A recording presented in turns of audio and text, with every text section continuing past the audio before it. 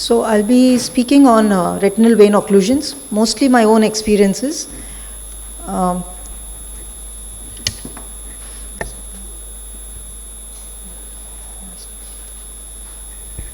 audiovisual team has been extremely poor, and we still get the same problem throughout the conference.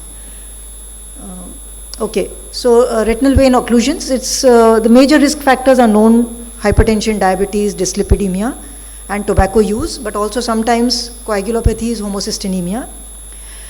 Now, a local risk factor in the eye which we can often miss is glaucoma. So look carefully in every patient of RVO for glaucoma, because these are the common coexisting problems. And if there is glaucoma, then we should try to avoid steroid injections for the macular edema in RVO, because the risk of IOP rise. Similarly, when we treat glaucoma in RVO, we can try to avoid the prostaglandin analogues and the alpha agonists, because they would increase the risk of macular edema caused by RVO. So index of suspicion needs to be very high. The RVO can be central retinal vein occlusion, hemiretinal. Each of these can be ischemic or non-ischemic, and the non-ischemic can convert to ischemic. And branch vein occlusion, which can be a major vein or a macular vein occlusion.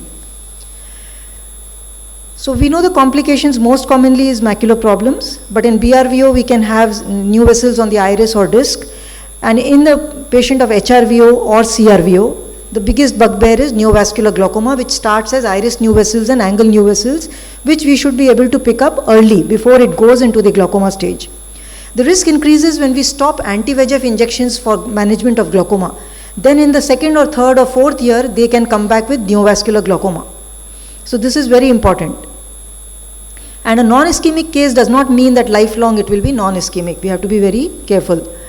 Investigations include, we know, OCT and angiography, but also fundus photography is very important because it documents certain things like retinal hemorrhages, new vessels, or hard exudates, which are not documented by OCT. Such as this patient, within a month, within 3 weeks, you can see the hard exudate moving into the foveal center, whereas the OCT is normal. So if you didn't have a fundus photograph, you won't document this progression. Similarly, OCT is showing that macular edema is reducing on treatment, but you see that the hard exudates are increasing. So you need to step up the game and do something different. So photographs are important. Similarly, this patient treated over 5 years, it looks on the OCT as if there has been no change, but if you see the photographs, hard exudates have resolved because of treatment. Fluorescein angiography, of course, is important for new vessels, non-perfusion, but these things can also be nowadays seen on OCT angiography without intervention. So what is the USP of fluorescein angiography in vein occlusion is, it shows leakage in a branch vein occlusion, which can allow you to target your laser.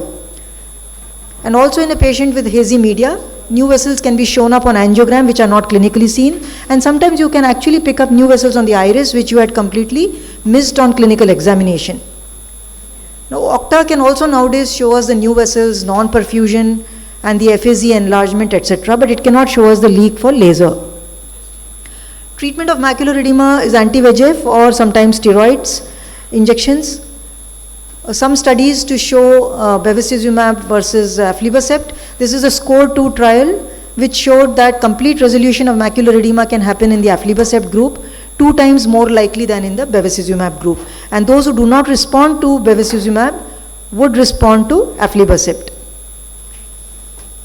Also showing the treatment burden can be reduced with aflibercept, fewer injections are required, and greater proportion of patients would have a thinner macula with aflibercept compared to ranibizumab. The Newton study, where it was done with patients where the recurrences were happening within 4 weeks, and the ranibizumab was required to be injected every 4 weeks, ranibizumab or Avastin. They were shifted to aflibercept, and the treatment interval could be prolonged by 26 days, so it became double, from 1 month to over 2 months, with further improvement in vision and decreased retinal thickness.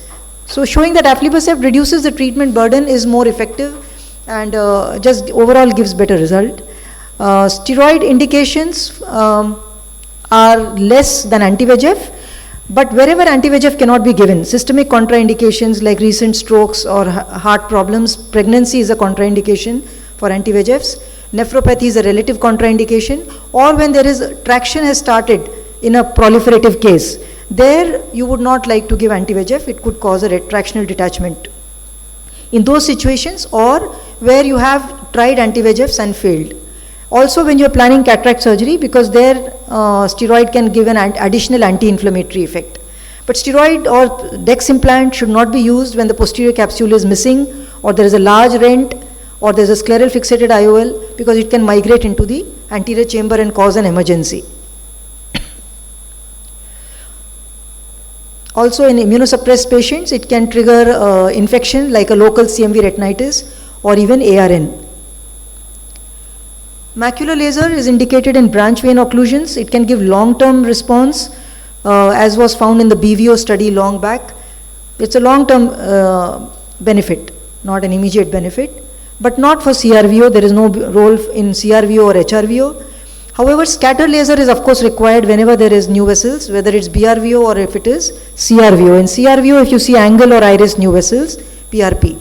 Follow-up, very important, is to look every visit in CRVO and HRVO especially for new vessels on iris. Do a gonioscopy every 6 months at least, and look carefully for NVD, NVE in every case of RVO, and very important, look at the fellow eye.